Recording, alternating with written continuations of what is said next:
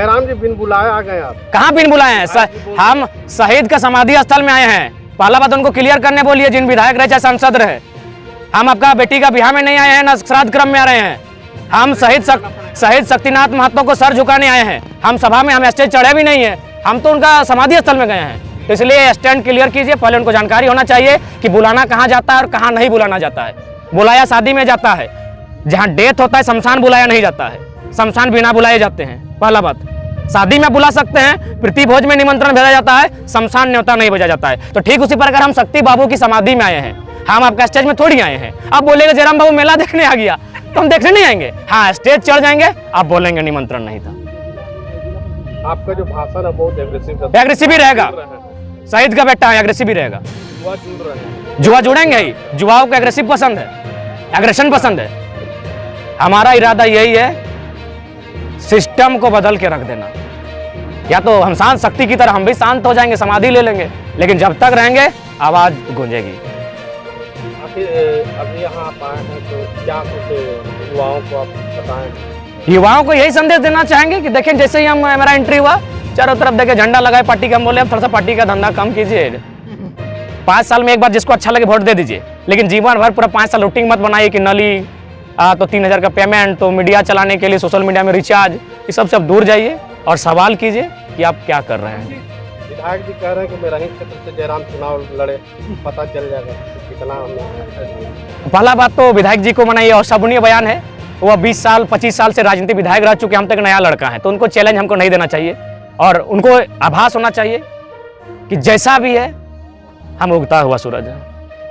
उगते हुए सूरज को कहिए। आपका जो मांग था 32 से 27%, क्या फिर 15 तारीख को तब दे दिए 36% बाहरी को नौकरी? क्या करेंगे? 32 का चबाक खाएंगे?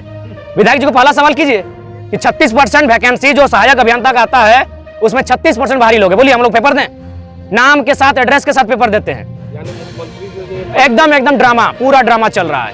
32 अभी 3 साल लगेगा, 5 साल लगेगा, तब तक नौकरी को आप कैसे रोकेंगे? अभी टीचर की बहाली आएगी।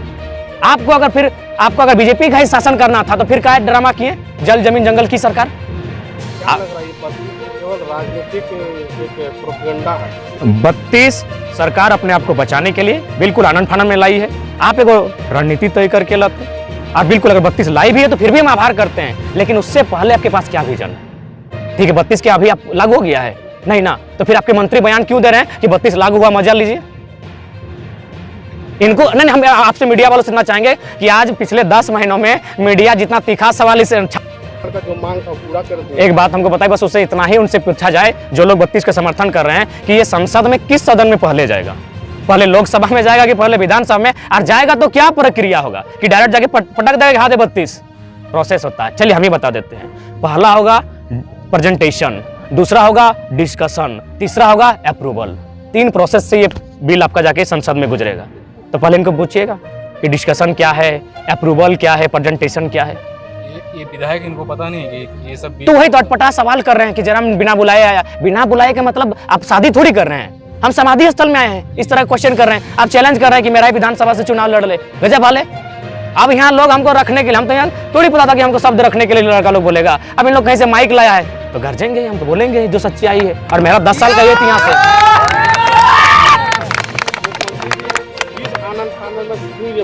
वही जो उनका 3 गो विधायक जो उनका कलकत्ता में 10-10 लाख लेके पकड़ा गया, सरकार डमाडोल हो रही थी, इधर से आंदोलन चल रहा था। करप्शन के भी बातें सामने, करप्शन सामने है, बिल्कुल करप्शन सामने, आप देख ही रहे हैं। ईडी का छापा रोज पड़ रहा है उन पर, उनके लोगों पर पड़ रहा है। क्या लगता है मुख्यमंत्री जी भी हैं शामिल? बिल्कुल है, उनके नाम पर माइंस चल रहा है, शामिल हैं। आपको गोपनीय बात बता रहे हैं ताकि ये बात कहने के लिए बहुत साहस चाहिए।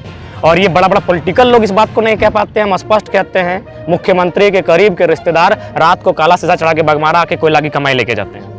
कौन है? नाम का खुलासा करिए। नाम का खुलासा समय में कर देंगे। जैसे जैसे मेरा कद बढ़ेगा, मेरा एनर्जी बढ़ेगा, मेरी निडरता बढ़ेगी, हम नाम भी लेंगे। बस इतना जान लीजिए, उनके करीबी रिश्तेदार हैं जो काला शीशा चढ़ा के आते हैं और यहाँ से कोयला की कमाई बगमारा से लेके जाते हैं। मतलब अब जयराम जी अवैध कोयला कारोबार को रोकने के लिए भी बिल्कुल करेंगे। कोयला का जितना भी कोयला का खदान है, चाहे टाटा सिजवा रहे चाहे जामा डबा रहे, हमारे पुरखों की जमीन पर है, वो हमारे लोग हैं, उनकी जमीनों पर है। उन्हें क्या मिला? उन्हें क्या मिला? एक नौकरी मिली, साधारण सी नौकरी 40 साल तक। 40 साल के बाद तो फिर वो क्या उनके बच्चों को फिर मिला? इसीलिए अब लड़ाई बहुत लंबी होगी। गोली भी मिला, गोली भी मिला है, निश्चय ही मिला है। कल 4 को मिला, सॉरी कुछ दिन पहले 4 को मिला, गोली भी मिला है।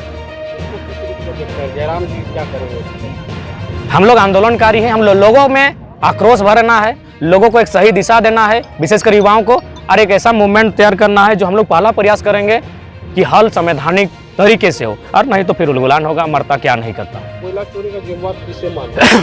कोयला चोरी का जिम्मेवार हम तो मानते हैं पढ़े लिखे ब्यूरोक्रेट्स को। मंत्री लोग पढ़ा लिखा नहीं है। आप तो उसे डट डपकार के बात कर सकते थे, आप 60 साल की सर्विस करते हैं, उन लोग 5 साल के लिए करता है। ब्यूरोक्रेट्स सबसे ज़्यादा दोषी है कोयला चोरी के लिए। और उनके पार्टी के कोई लीडर है, वो 800 करोड़ का कोयला उनके नाम पर है, उतना कमा चुके हैं इस सरकार में, 800 करोड़। जयराम जी PIL दायर करेंगे क्या इसका?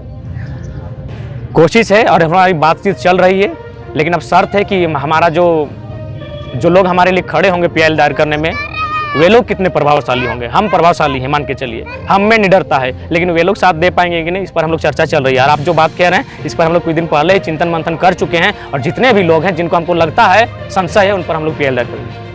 जल जंगल जमीन बचाने वाली सरकार क्या किसी को बेचने आई है? और इस 3 साल में क्या बेच चुकी है? लगभग कुछ ना कुछ तो बेच चुकी है। आपकी जानकारी के लिए बता दें, रांची में कोई नदी का किनारा है जहां अतिक्रमण हुआ था। जब अतिक्रमण पर बुलडोजर चला, चलते चलते पता चला कोई मंत्री जी का आवास है, बुलडोजर रुक गया। सरकार से कथनी करनी अंतर है? बिल्कुल, कथनी और करनी में अंतर है। एक IAS के यहाँ से 25 करोड़ बरामद होता है, एक मामूली सा प्रतिनिधि के यहाँ पैसा बरामद होता है।